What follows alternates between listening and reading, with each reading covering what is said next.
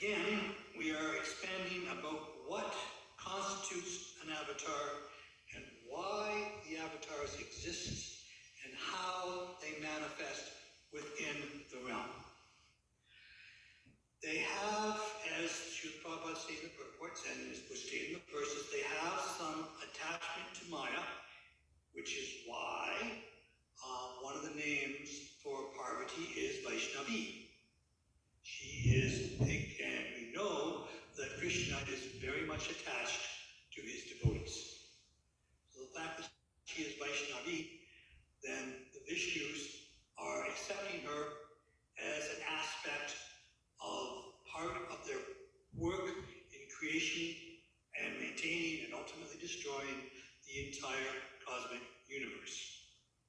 So all these things are occurring under the guidance of the ultimate Supreme Lord, who has set things up in a perfect way.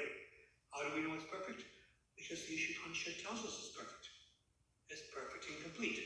And being perfect and complete, it is therefore under the direct visual and sensual and every control, every aspect of the original Supreme Personality of Godhead, Sri Krishna. We know all the different stages by how all the different avatars, Krishna, Balaram, Narayana, Chatavyuha, Sankashan, another Narayana, another Chatavyuha. Ultimately from that Sankashan, then comes Kananadakashaya Vishnu, which is where we are now. So this description of the avatars, I mean, it's like the Bhagavatam itself. It's sweet no matter where you start reading. But the description of the avatars given here is technically starting in the middle. We've gone through all the different Vaikuntha stages, and we're down to where Krishna, in his expansion, in his avatar forms, interact with the material nature. So there is a level of attachment there. Why is that attachment there? Krishna does everything for unlimited ultimate reasons. One of the reasons why there's attachment there is because we are here. Krishna doesn't want us here. We chose to come here, and he wants to bring us back. So to bring us back, there is a level of attachment to this material energy, which we have accepted as our temporary residence. So that level of attachment and that cooperation working with the material energy to create this abode of sometimes intense silliness, sometimes much worse than that, which we call the material realm, causes Krishna to be attached because we are here and he doesn't want us here. And so he comes again and again and again. As the Bhagavad Gita 4th chapter tells us, he comes repeatedly, over and over again. And there are three predominant reasons, according to the Bhagavad Gita, why he comes. Vitanaya saranam, vinishaya shiduskiram, dharma samstapanataya, sambhavami yuge.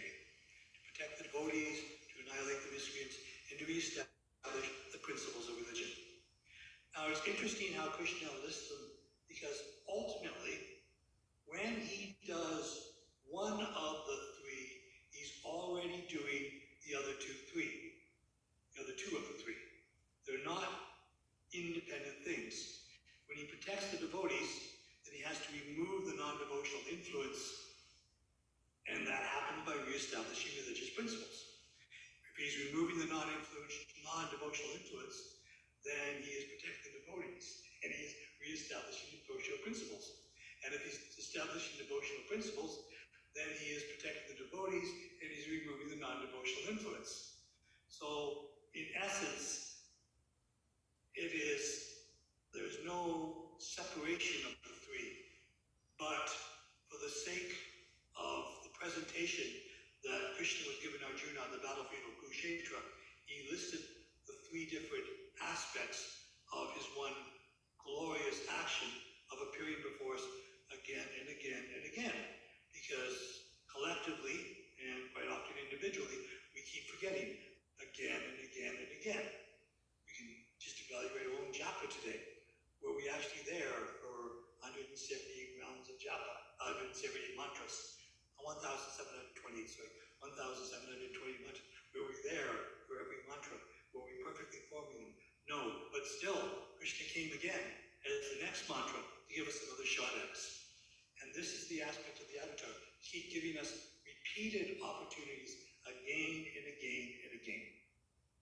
Now last week, we spoke about the Dash avatar and how the poem itself, and the last three words, which are Krishna Tubhya Namah, establish the fact that all these are avatars of Krishna.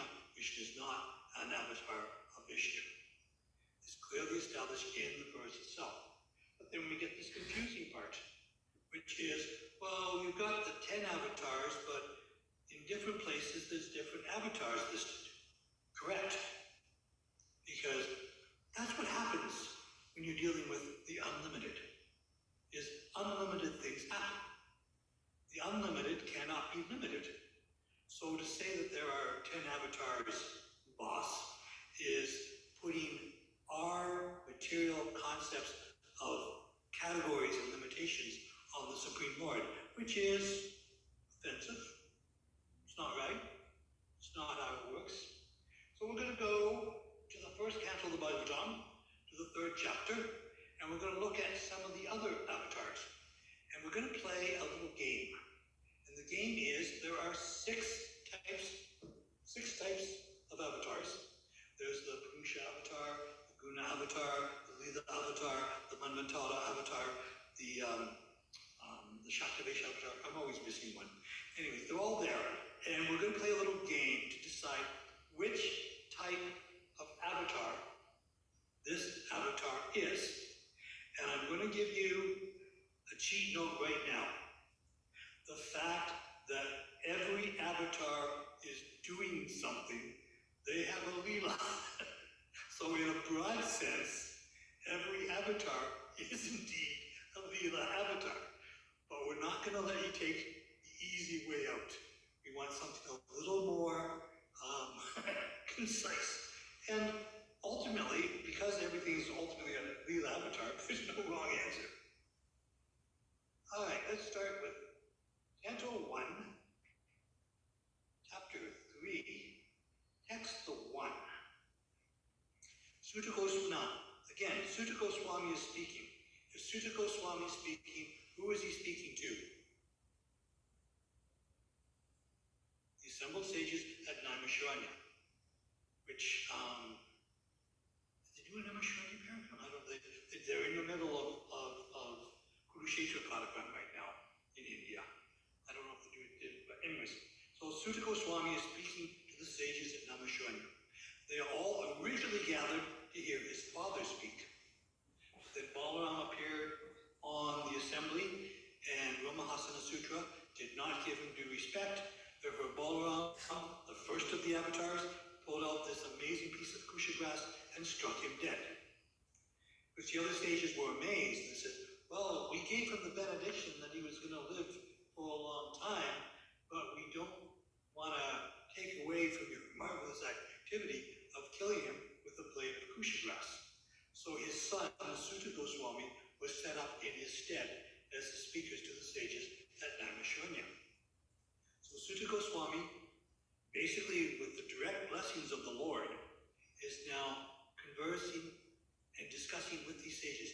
Now these assembled sages, we have to remember, they were of all different types. Because sage, sadhu, does not directly mean Vaishnava. It could be argued it should, but it doesn't.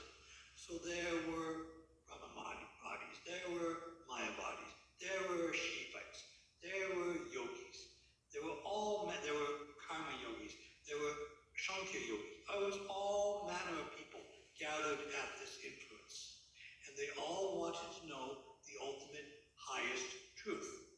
So Sutta Goswami is reciting to them. So he's going to, very early in his discussion, he's going to help establish the concept of what is an avatar and why an avatar appears. And let's see, 34 minutes. I probably won't do much of the Sanskrit. So chapter 3, text 1. beginning of creation, the Lord first expanded himself in the universal form of the Purusha incarnation and manifested all the ingredients for the material creation. And thus, at first, there was a creation of the 16 principles of material action. This was for the purpose of creating the material universe. Text 2. A part of the Purusha lies down within the water of the universe. From the navel of his body sprouts a lotus stem, and from the lotus flowers atop this stem, Brahma, the master of all engineers in the universe, becomes manifest. So Brahma is directly manifesting from the body of Garbhodakashaya Vishnu. Text 3. It is believed that all the universal planetary systems are situated on the extensive body of the Purusha, but he has nothing to do with the created material ingredients. His body is eternally in spiritual existence par excellence. Now let's put this in what we read in the Chaitanya Charitamrta, that yes, there is some level of attachment to the material creation, to Maya, for the purpose of creation. But even though there is a level of attachment, as we read in the Chaitanya Charitamrta, his body remains completely pure and spiritual, always, at all times, in all forms. That might be hard for some of us to reconcile. This paradox is an interesting word in English. Paradox means apparent contradiction, not actual contradiction. So here we have something that we have to wrap our brains around, that yes, he is completely free and transcendental, but simultaneously he is attached to the material energy for the purpose of creation, even though he directly created the material energy. But just let that sink in. Don't rush to conclusions. Just let it go. Put it on the back burner. Let it simmer. It'll all come together in due course of time as we keep chanting and reading. So Brahma, directly manifesting from the lotus stem coming from Garbhodakashaya Vishnu's navel, that kind of sounds like he should be some kind of an avatar. What kind of an avatar are we going to call Lord Brahma? Yes, he's a Shakti-based. Generally, he's considered one of the Guna avatars. So because he's the aspect of creation, he's generally put in charge. There's nothing wrong with Shakti-based avatar. He's not always, sometimes he's directly a Vishnu Tattva, but currently he is a Shakti-based avatar. He does all kinds of things, so he's a Leela avatar, but his general category is Guna avatar because he's in charge of manifesting creation, which is that sort of drive, that sort of push to get things done, is a very mode of passion kind of thing. Text 4. The devotees, with their perfect eyes, see the transcendental form of the Purusha, who has thousands of legs, thighs, arms, and faces, all extraordinary. In that body there are thousands of heads, ears, eyes, and noses. They are decorated with thousands of helmets and glowing earrings, and are adorned with garlands. Where have we heard something similar to this? Where? The universal form in the Bhagavad Gita. So the devotees, again, now in that particular spot, Srila Prabhupada states that although the devotee can see the universal form, generally the devotee is not overly attached to the universal form because it's not really an exchange of love. And even Arjuna was overwhelmed with, he was simply awestruck because he saw this awe-inspiring form as totally awful. Awful, yeah.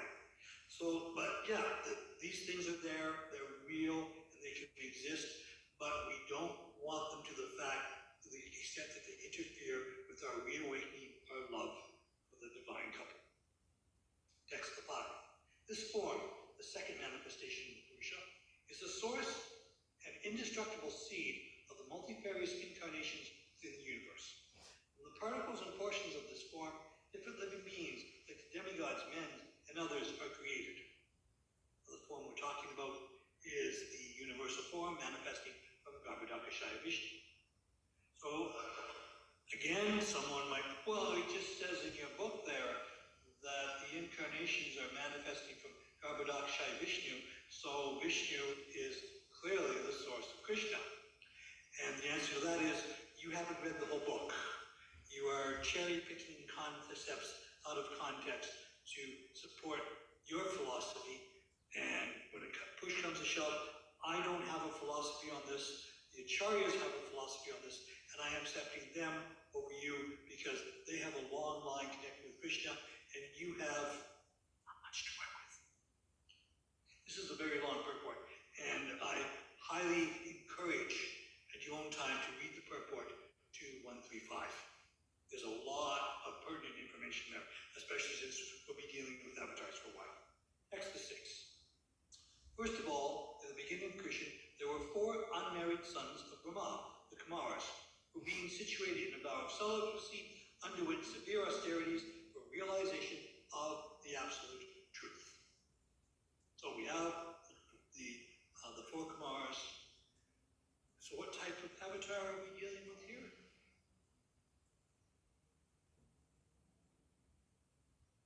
Yeah, the 4 Kumaras. They're listed as an avatar. Definitely Shaktivesha avatar. And you see, it's Sankhya, Yoga, each one has a different aspect. Where's my brain working today? They have the concept of Sankhya Yoga. Anyway, I can't remember it right now. It's listed down in the 3rd canto under Lord Kapila. Each of the Kumaras is in charge of a different aspect of philosophy. And that philosophy, of course, is ultimately to bring us to the point of reawakening the love of Krishna. But they are listed here in the Bhagavatam as avatars. Next is 7. The supreme enjoyer of all sacrifices accepted the incarnation of a boar, the 2nd incarnation, for the welfare of earth. He lifted the earth from the nether regions of the universe. Alright? So we have Lord Raha. Type of avatar is?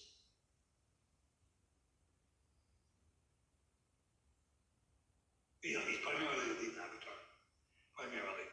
He does, and as we know from the discussions on the Dash avatar, this happens again and again and again. Even in this particular Manvantara cycle, Raha came twice in 2 different colors, once to lift the earth and once to kill Hiranyaksha. So he's a regularly occurring avatar. Text 8. In the millennium of the Rishis, the personality God had accepted the 3rd empowered incarnation in the form of Devarshi Narada, who was a great sage among the demigods. He collected expositions of the Vedas, which deal with devotional service and which inspire non-fruitive action. Okay, Narada Muni, listed as an avatar. He's also listed as a Bhagavan. Bhagavan is it's interesting the correlation between the Sanskrit word Bhagavan and the English word Lord. Yes, my Lord. Of course, my Lord. The Supreme Lord. Right? Bhagavan has that same feeling to it. It can refer to a great personality, or it can refer to the great personality. Either way, it works. And Lord, in French, would be Le Seigneur. I think we quite often refer to God as the Lord, the Seigneur. So that actually almost stops being a title then and becomes a name for God. But the whole concept of lesser lords and then greater lords, which is one of the reasons why Prabhupada chose the term demigod to describe them, because they're demigods. Yeah. Text 9. In the 4th incarnation, the Lord became...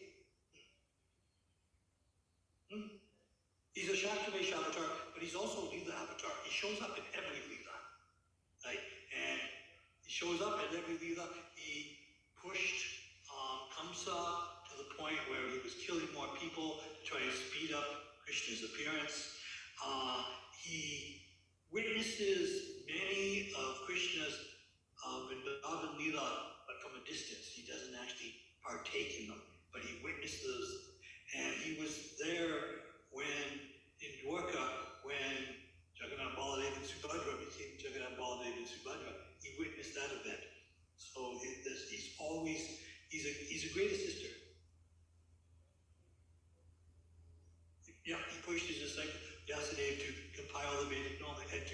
specifically focus on Krishna as the supreme person. Yes, all these things are there. But so he's involved, he's an intricate player in so many of the Leela. But he just keeps showing up. He's transcendental spaceman. Next to 9. In the 4th incarnation, the Lord became Narayana, the twin sons of the wife of King Dharma.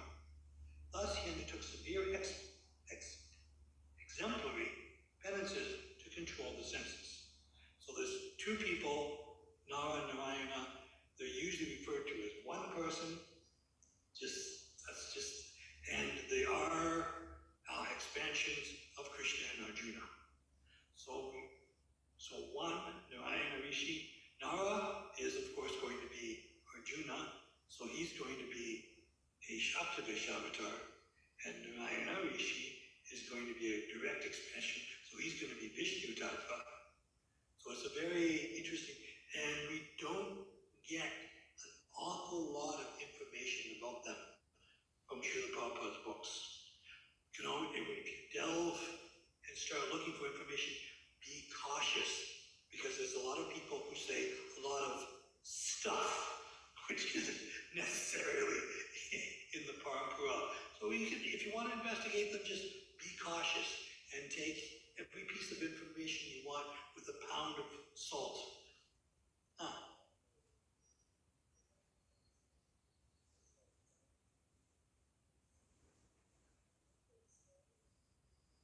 Yeah, ISKCON Desire Tree, yeah.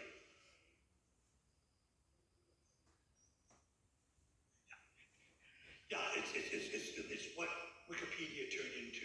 Yeah, you can find anything there. Some low quality. So again, whatever, doesn't matter your source, even if it looks like it's coming from the devotional source, check what they're saying and see if it is actually in line with the teachings that Srila Prabhupada is giving us.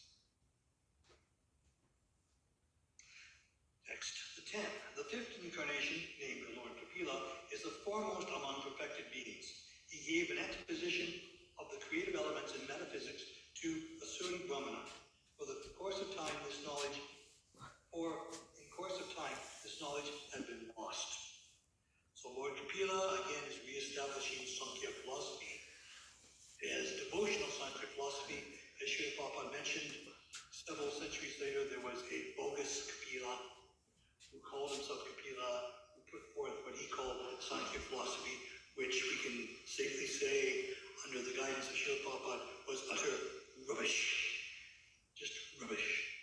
But we have to, when we go to the 3rd, one of the reasons the 3rd canto is so big is because of the teachings of Lord Kapila Dev. And they're long, they're exhausting, and they're not for every devotee to study. Some devotees who are not philosophically minded would not be all that interested in it, and they would get more from reading Chaitanya Lila. But Lord Kapila, again, you have a Shaktavish avatar with a lot of Lila, especially with his mother, Devahuti. And he's also very interesting is that his mother is far more important than his father. Right? Devahuti, right? But his father, the great Rishi, most people can't even remember his name. Next, the 11th. The 6th incarnation of Purusha is the son of the sage Atri. He was born from the womb of Anusuya, who prayed for an incarnation.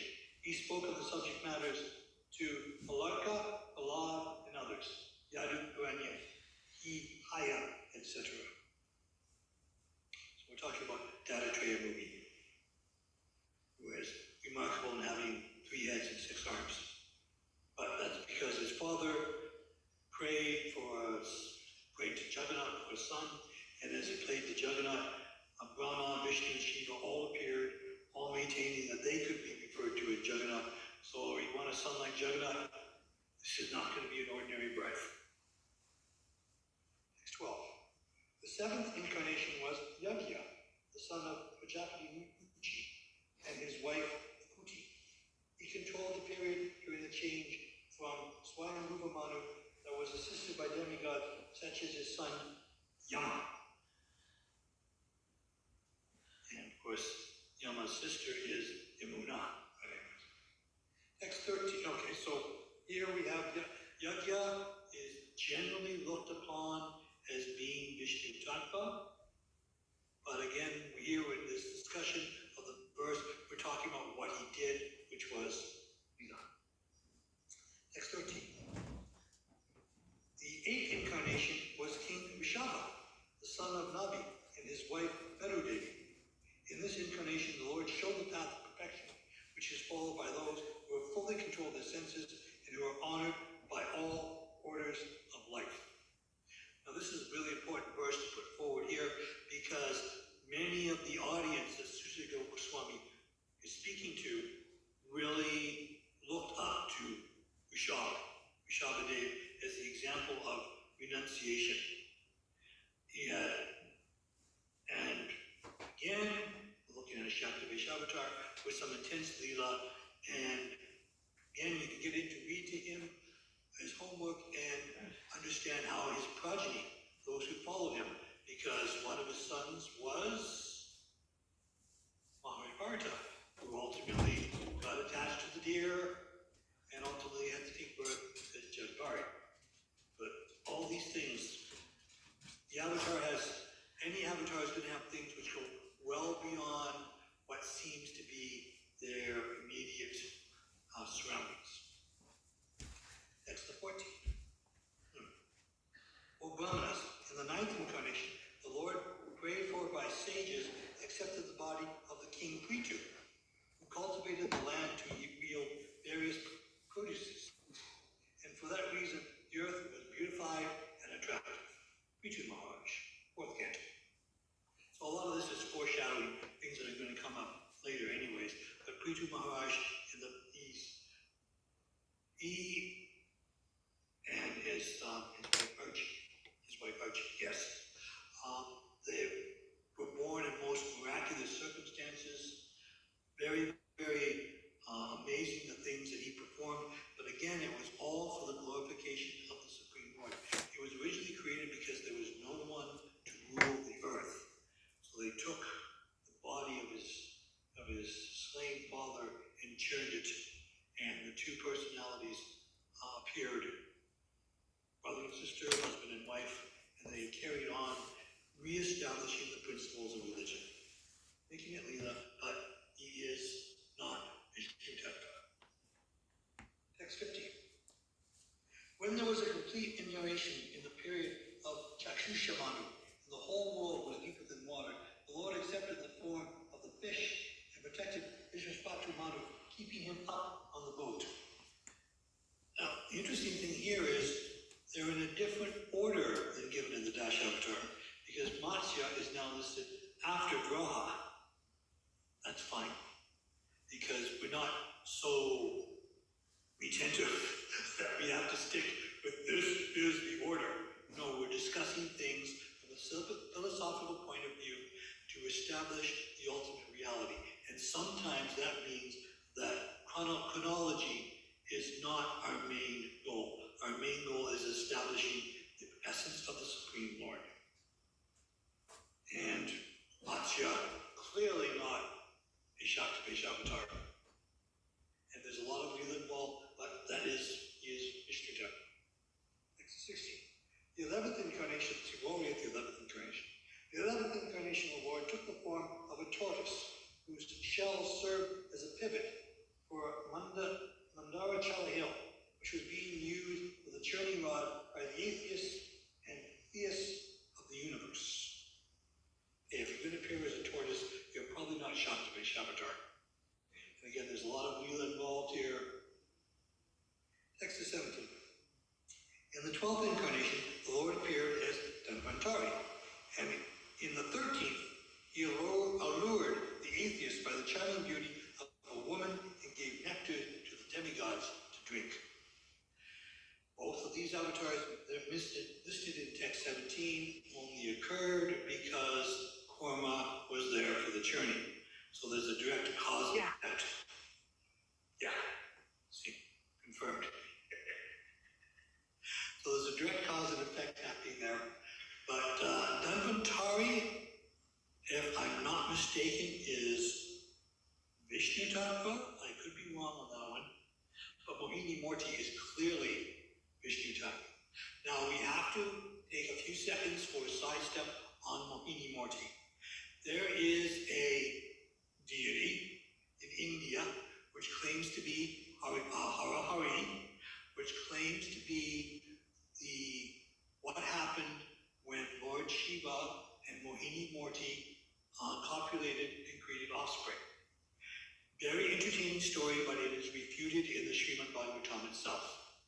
It's clearly stated that Lord Shiva never caught Mohini Morty, and that his seminal fluid fell to the ground and turned into precious metals and precious stones.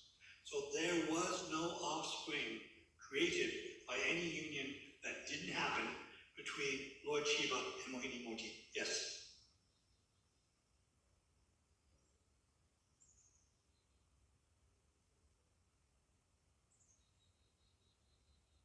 But anyways, the main point is they didn't create an offspring. So this deity of Hari is not authorized. That's the point we're making here. So again, it looks like a very interesting point, but we have to actually analyze some of these things. If we're going to do any kind of research online, we have to really look into these things and find out what's real and what isn't. So this, I forget whether it's Hari or whichever way they put it, it doesn't matter because it's not factually based on any information from the Veda. Text 18.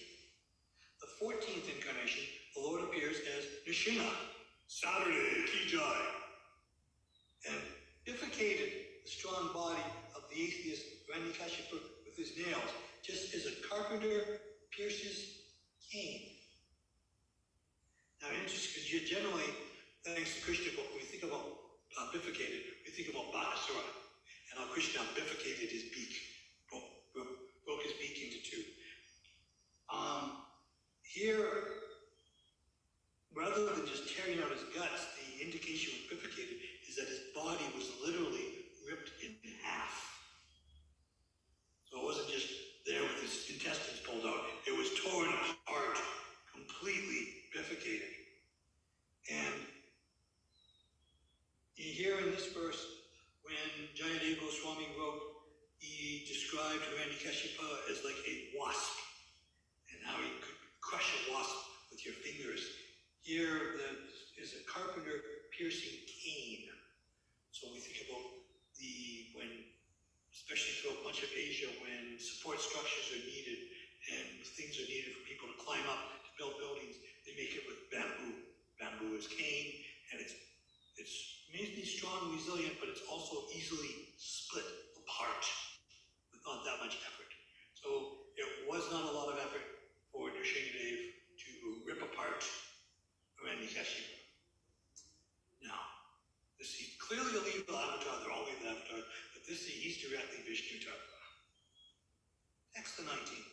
The 15th incarnation, the Lord assumed the form of dwarf Brahmana, Vamana, and visited the areas of sacrifice arranged by Mahabali. Although at heart he was willing to regain the kingdom of the three planetary systems, he simply asked for the donation of 3 steps of land. Text 20. The 16th incarnation of Godhead, the Lord, as Vrigupati, annihilated the administrative class, Kshatriyas, 21 times, being angry with them because of their rebellion against the Brahmanas, the intellectual class. Now, we have heard for several centuries Indologists talking about the influx of migration into India. But here the Vedas are saying there was no influx migration. It was an outpouring from India as the Kshatriyas were running in fear from Parshuram. And it's interesting, all of these Parshuram, most of the description of his killing people, he's using a sword, not an axe. I'm just stating facts. Most of the descriptions, when you read about Parshuram, he's using his sword to kill people. But he's known as the wielder of the axe. That's his title. You can have that title. I'm not going to get on Parshuram's bad side. I know better than that. But it was an outflow of people 21 times flowing out of India, which, again, the archaeologists and historians will say, yes, there's similar culture between these people because people were moving towards the east and moving into India. There's no actual evidence of that, and more evidence is coming up showing these people are speculative pudding heads, and that the information flow, even if you go back to thinking about the Silk Road and migration and trade, was coming out of the subcontinent to the rest of the world. This is the way I went up there. Text 21. I want to get to 28 before we end the class. Therefore, in the 17th incarnation of Godhead, Sri Vyasadeva appeared in the womb of Satyavati through Parasharmuni, and he divided the one Veda into several branches and sub-branches, seeing that the people in general were less intelligent. Less intelligent, in fact, we can only assimilate so much. Yes, the spirit soul is capable of being full of knowledge, but that full of knowledge is like a thimble compared to the ocean. So when a thimble is full, it's full. But yeah, so to facilitate understanding of the Vedas as the yugas progressed, the Sama Veda, the Atharva Veda, the Yajur Veda, and the Rig Veda, thank you. And so those four Vedas, and then on top of that, he compiled the fifth Veda, which includes Ayurveda, construction, military arts, all the Itihasas, and all the Puranas, all those things were all compiled by Vyasadeva, and it's generally accepted with the assistance of Ganesh, who wrote them down, because we don't have the memory to memorize these things. So they were written down. Text 22. In the 18th incarnation, the Lord appeared as King Ram in order to perform some pleasing work for the demigods. He exhibited superhuman powers by controlling the Indian Ocean and then killing the atheist King Ravana, who was on the other side of the sea. Yes, but he's also a Leela avatar, because he has Leela. But yeah, because he's accepted as coming again and again by Jayadeva Goswami, then yeah, he comes again in the yugas, yes. Text to 23. In the 19th and 20th incarnation, the Lord invented himself as Lord Balaram and Lord Krishna in the family of Vishnu, the other dynasty, and by so doing, he removed the burden of the world. Now again, Krishna is being listed in amongst the avatars that are being sorted out in a few more verses, but we have to remember the audience that Sutta Goswami is talking to. They are not all devout theists. They are not all devout acceptors of Krishna as the original Supreme Personality of Godhead. So he has to be careful how the information is presented initially, and it has to be factually summed up. So he's listing Krishna and Balaram as incarnations, 19th and 20th, but that's going to get sorted out by the time we get to text 28. Text 25. Therefore, at the conjunction of the two yugas, the Lord of creation will take the birth as the Kalki incarnation and become the son of Vishnu Yasha. At that time, the rulers of the earth will have been degraded into plunderers. Oh yeah, I missed a story. Yeah. And in the beginning of Kali Yuga, the Lord will appear as Lord Buddha, the son of Ajna, in the province of Gaya, just for the purpose of deluding those who are envious of the faithful theist and Kalki. So, again, sometimes Buddha, Prabhupada mentions that there were two Buddhas walking the earth at the same time. One was a Jiva Tattva, one was Vishnu Tattva, and they were saying different things in different villages. Because if you're going to go out and cause people to get confused, there's nothing better than having two people saying opposing things on the basis of authority. Now back to 25, yes. Therefore, at the conjunction of the two yugas, the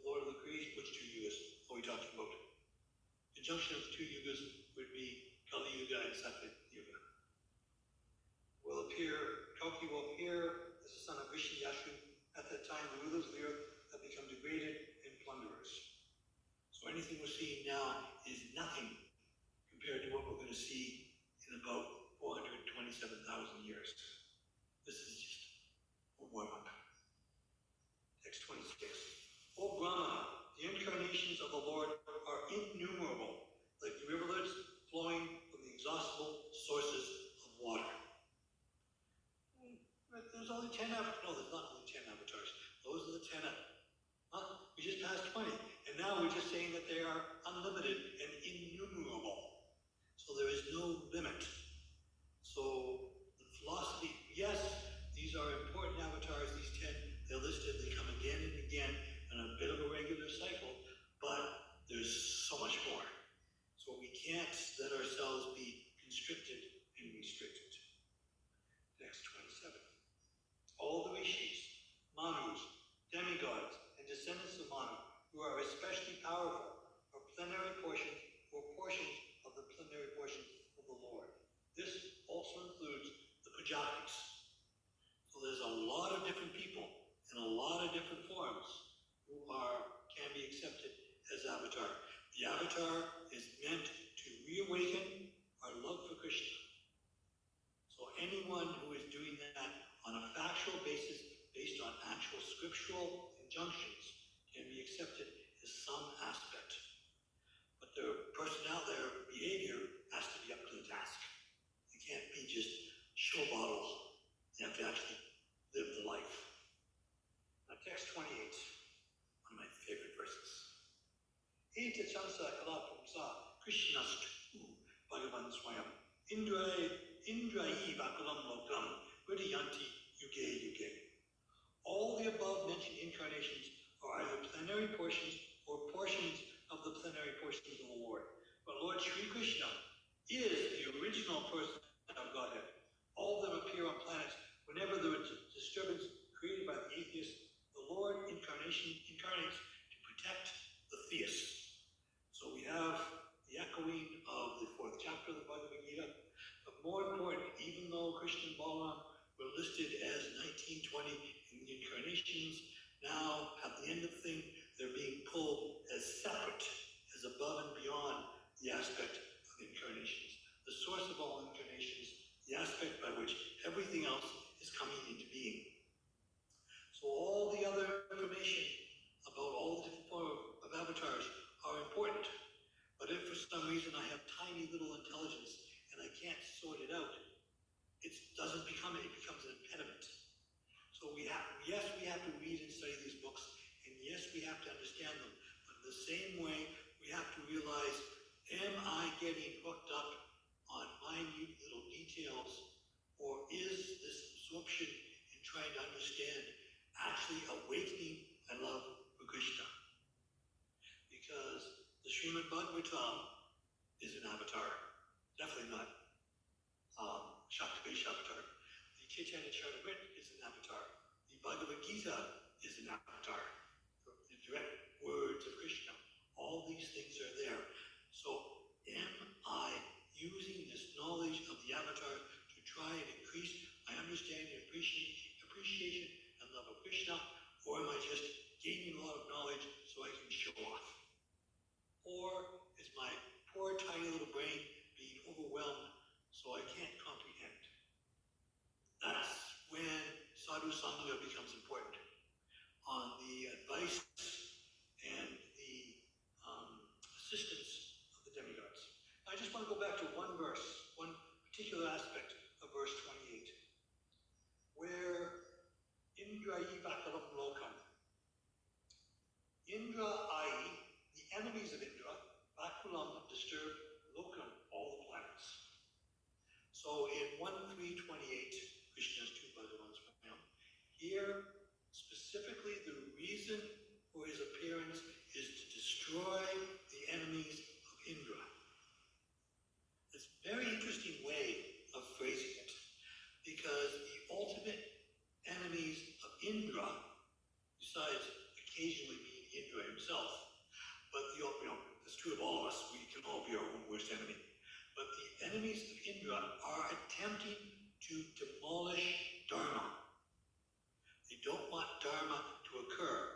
Those are the enemies of Indra, because Indra, in his position, besides simply supplying rain and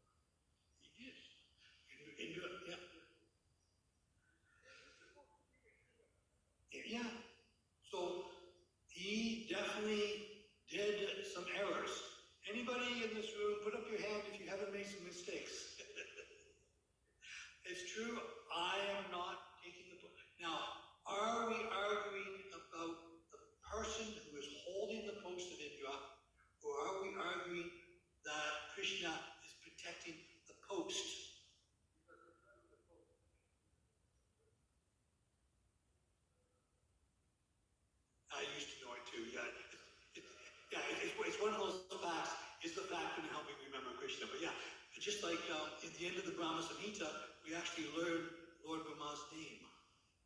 In the final verse 62, Krishna addresses Lord Brahma by his name. Yeah. So besides, if you want to maintain the post and protect the post, which is essential, you also have to, because more than once Indra gave up his post. He became not a little pig. He became the boss pig. He was still the king pig. Yeah, a king pig. Yes, kingpin is actually a title for the boss of a jail. Of a jail or a penitentiary. The head prisoner is known as the kingpin. Yeah. But so, and when he was chasing after the demon, who was originally supposed to be created to destroy him, but wound up becoming destroyed by him. So there's many times when he has given up his post. And at one time, Krishna says, you should just give up your post and go renounce. Yeah, it's in the 6th canto, but then he says, but you won't do that, will you? So I might as well help you out.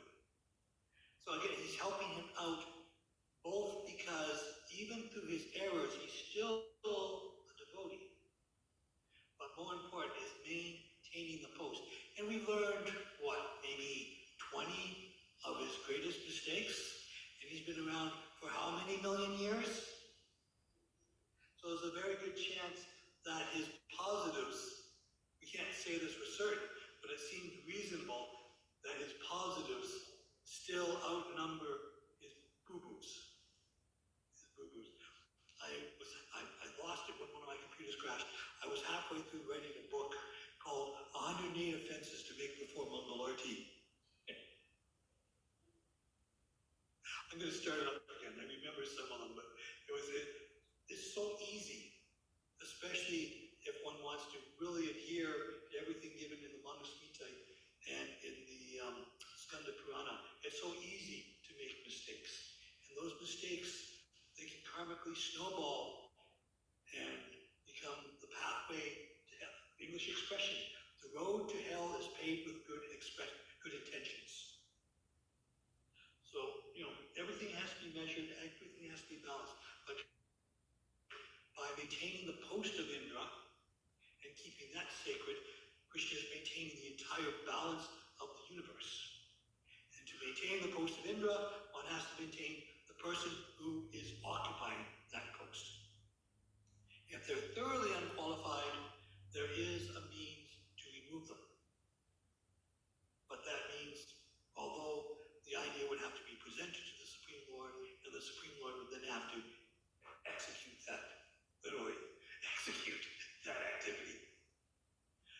But the essence is the avatars come to primarily re-establish religion. When things are re-established, the devotees are protective, the atheists are either removed philosophically or in a far more drastic way. And Lord Nityananda told us that in Kali Yuga, the only way to remove the atheist is by philosophy, by loving devotion and service.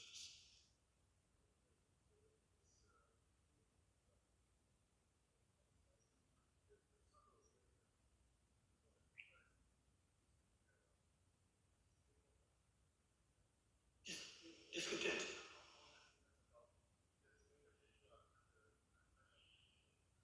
Yep.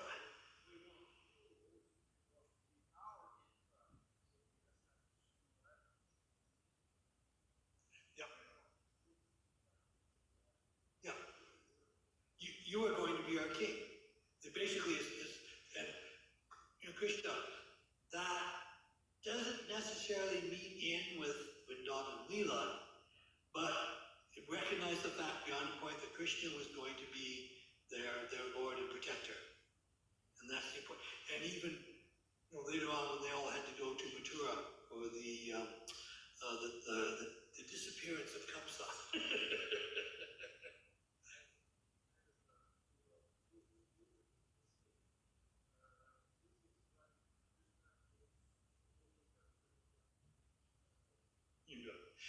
And again, if we want to talk about Indra after the whole Govardhan Puja thing, when Indra bowed down to Krishna, what touched the ground?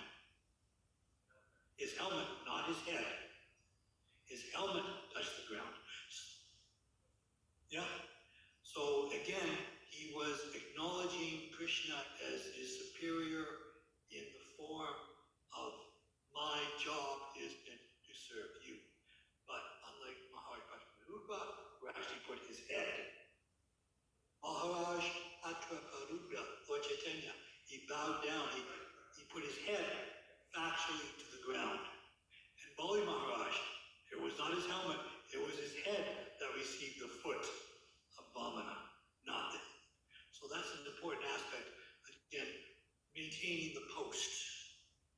So his helmet touched the ground, basically his post.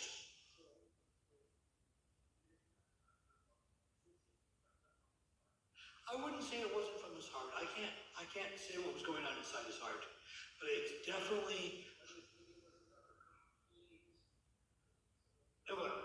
It doesn't seem that way. I'm not an expert on complete surrender, but he could have removed his helmet and bowed down, but he was presenting his post as being subordinate to the Lord, because the helmet, the crown, is part of his posting, is part of his position, and he bowed down to the Lord, and he accepted submission, and he accepted his fault, he accepted his mistake, and I'm not going to do it again. And when Lord Brahma stole the cows, he wasn't envious of Krishna.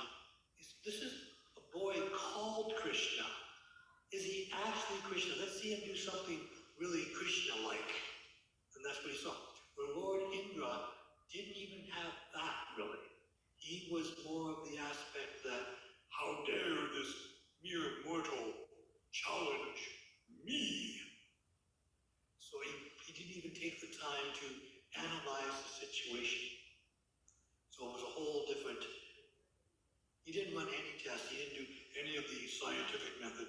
He just, they are very mean to me. They're nasty. I must destroy them.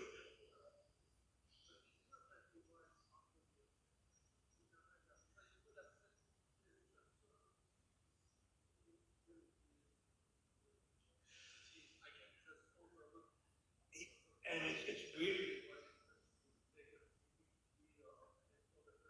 Now, yeah, he would, for the purpose of the pastime, but for the purpose of the pastime, he had to send the cloud. So that means he had to make a big deal of it.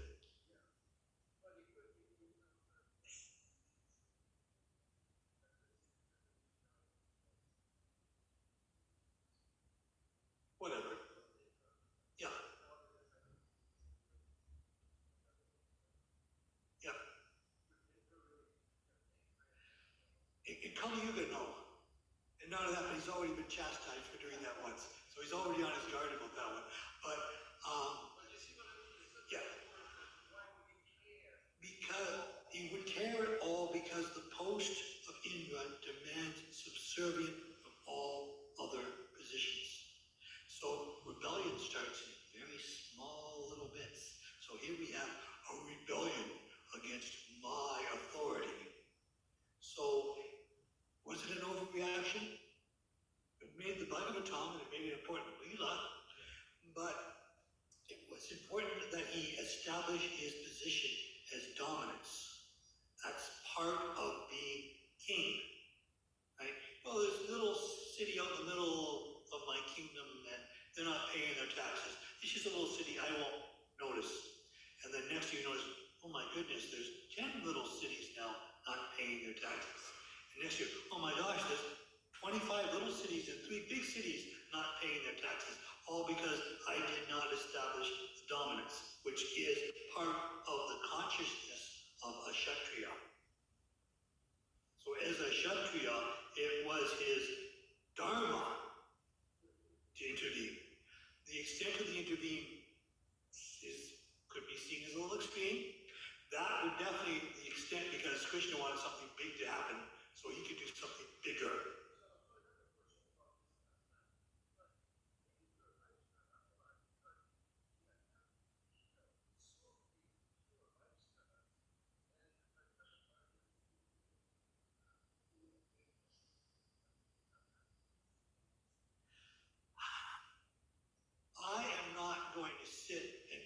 judgment over how Krishna runs his Leela. So for the purpose of this Leela, it is true that Indra did not go to every single Vaishnava and Vaishnavi and did not beg their forgiveness. How many millions of inhabitants were living in the Dham during Krishna's Leela? Even just the cows, we're talking over 3 million just Krishna's personal cows, and they're still living there because that Dham, this Dham, it's all the same Dham. So that would have taken the rest of the Yuga to do that.